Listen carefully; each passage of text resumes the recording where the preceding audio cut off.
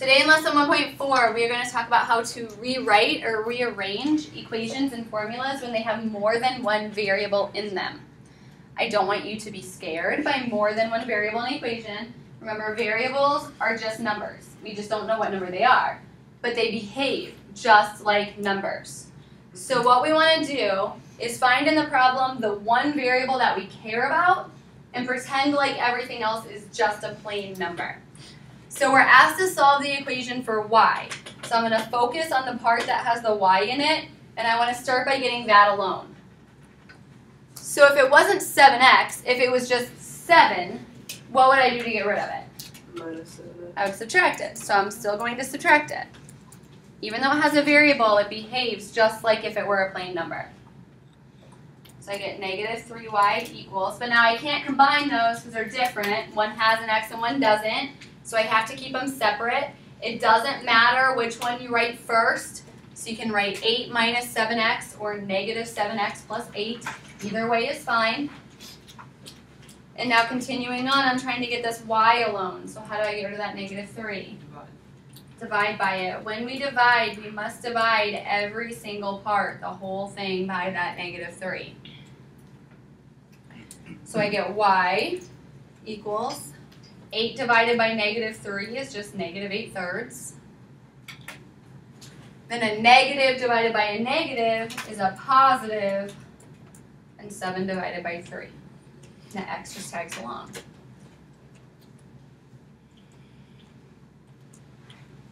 So find the variable that we care about getting alone, and then pretend like everything else is just a number, but being careful not to combine on like terms. I can't put together that 8 and 7x. Okay. Questions? Okay, for the next one, again, we're going for y. We will usually be going for y. That's usually the one that you're going to want to get alone. How do I get rid of the 11x? Subtract it from both sides. And again, it doesn't matter which order you put them. You can say negative 11x minus 4, negative 4 minus 11x, but you can't put them together because one of them has an x and one doesn't. And then now I'm trying to get the y alone. How do I get rid of the negative 9?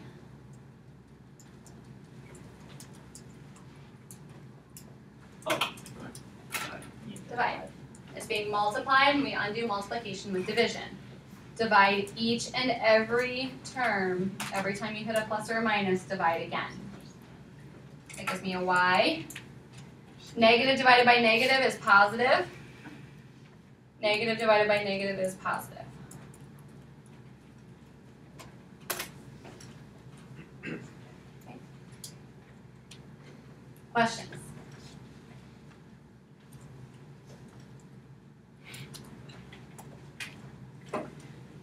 This next type of problem is like the first type of problem in your assignment. The directions in the book for this first type of problem ask you to do the same problem twice. 2 different ways, showing that it doesn't matter which way you do it, you get the same answer. To save you some work, I'm not going to make you do it twice. But I'm going to be honest, the way that I'm going to make you do it is a harder way. Because the whole point of section 1.4 is being able to get a variable by itself when there's more than one variable in the problem. So what the directions in the book ask you to do is to solve this problem by first plugging in whatever number they give you for x, and then just solving that for y. That would have been similar to what we did in the previous section.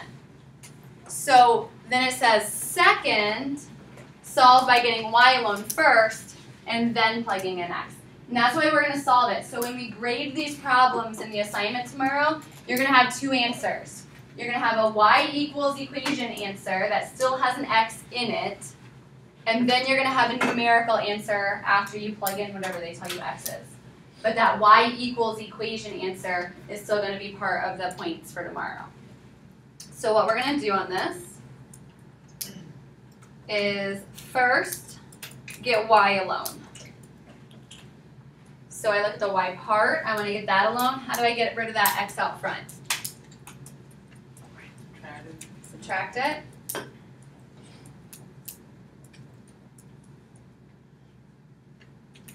And then I want to get the y itself alone. So how do I get rid of the x in front of it? Divide by it. Divide each and every part. Get y, 1 over x, minus what's x over x? 1. 1. Anything divided by itself is 1, just like 5 over 5 is 1. It does reduce, but it doesn't reduce to disappear. So students often do that, and it just disappears. So it doesn't completely disappear, it becomes a 1. So that would be the first part of your answer for this first type of homework problem. A y equals equation that still has an x in it. Then, take the numbers that they give you for x and plug them in. So plug in a -1, which gives me -1 minus 1, -2. And then plug in the 3. So there's 3 in your book, they only give you 1 value for x to plug in, so you'll have 2 answers on your homework. This one has 3 because it gave us 2 different things for x. But on your homework problems, you'll just have your equation answer, and they'll give you 1 number to plug in for x, so you'll have 2 answers. How is negative x over x translating into 1? Or -1? Just like anything divided by itself is 1. 5 over 5 is 1. 4 over 4 is 1. X over x is 1. Any other questions on this type of problem?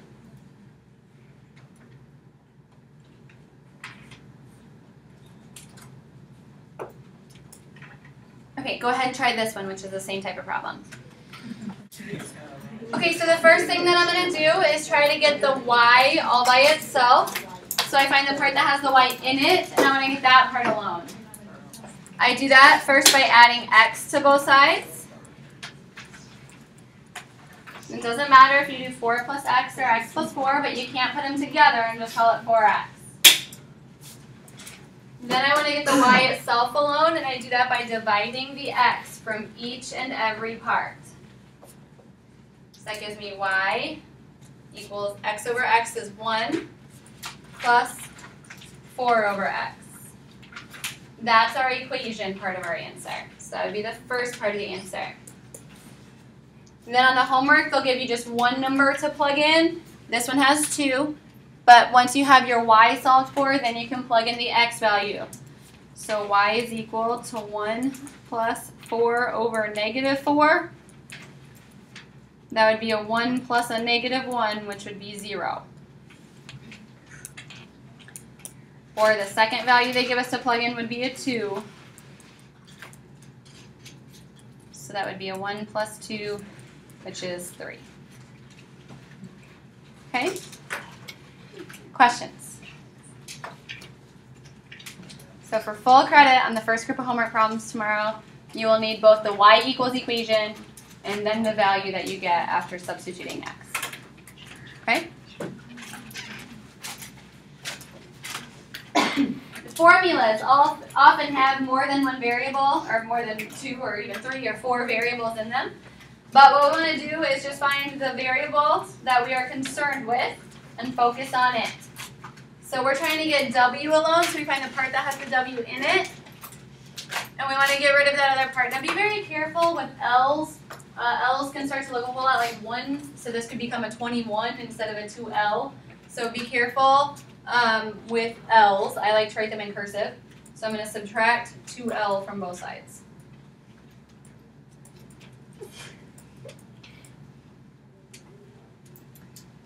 And then how do I get w alone? You divide by 2. Divide by 2 for each individual term. So every time you hit a plus or a minus, you do another division. So I get p over 2, reduce when possible. So 2l divided by 2 is just l, and 2w divided by 2 is just w. Okay. Questions?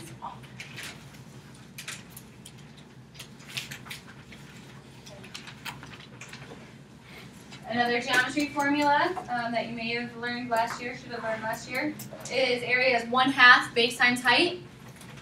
Okay, so what we're going to do is get the half, or sorry, get the h alone.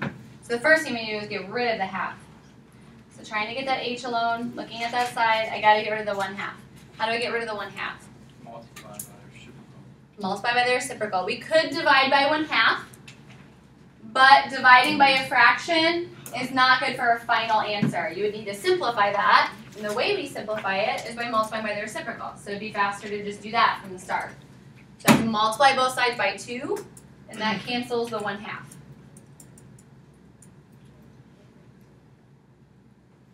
And I'm trying to get the h alone, so how do I get rid of the b? Divide by it. It's a multiplication, so we undo multiplication by dividing. So that gives us 2a divided by b equals h.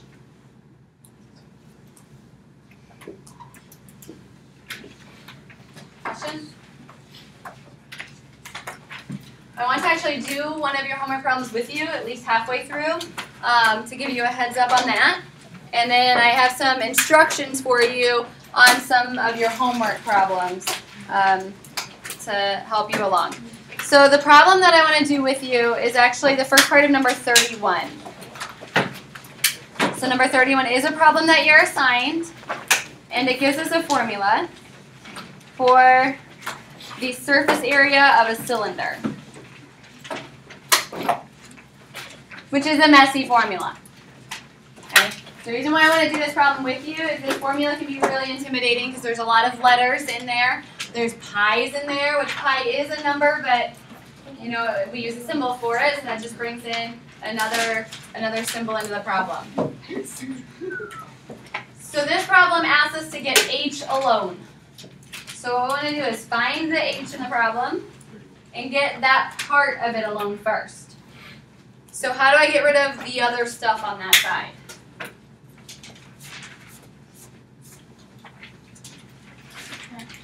Subtract it. So I have to subtract off the stuff that's not circled. So I can have the h part alone. S is different than 2 pi r squared, so we just subtract them. What number is this? 31.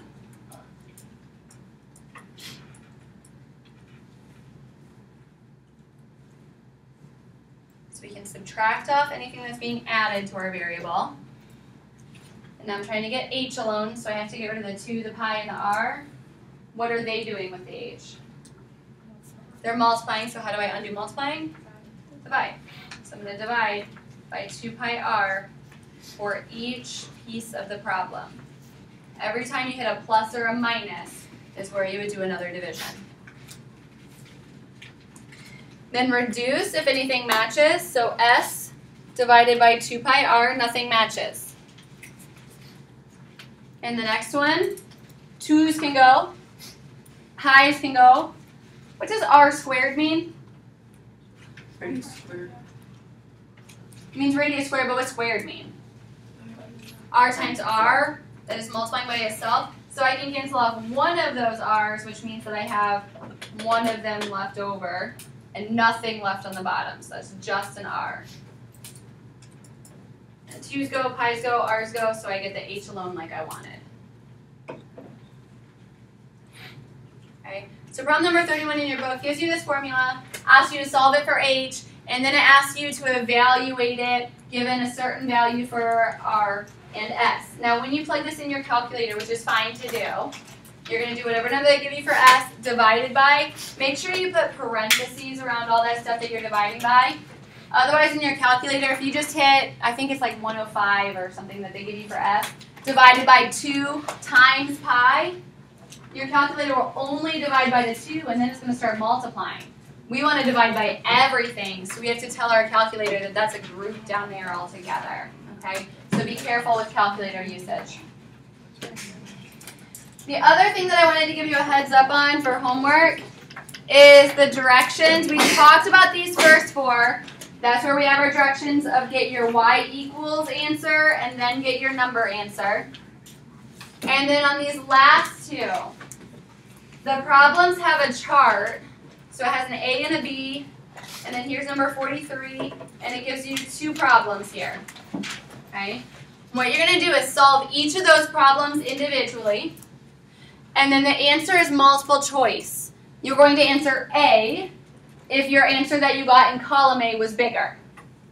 You're going to answer B if column B was bigger. You're going to answer C if you got exactly the same answer. And then it says answer D is there's not enough information. D is never the right answer. Okay? There is always enough information. You might just have to dig a little deeper and think about it from another direction. But there will be enough information to solve them. So stick with A, B, or C. Okay? A is bigger. B means B is bigger. C means they're the same size. I assign these problems because this type of problem is pretty common on a lot of different standardized tests. So especially for those of you who are juniors, as you're looking to taking your SAT or ACT and MME and stuff like that, it wouldn't be surprising to see something like this on one of those types of problems. So, so that's why we'll have some of these a little bit here and there throughout the year. Okay?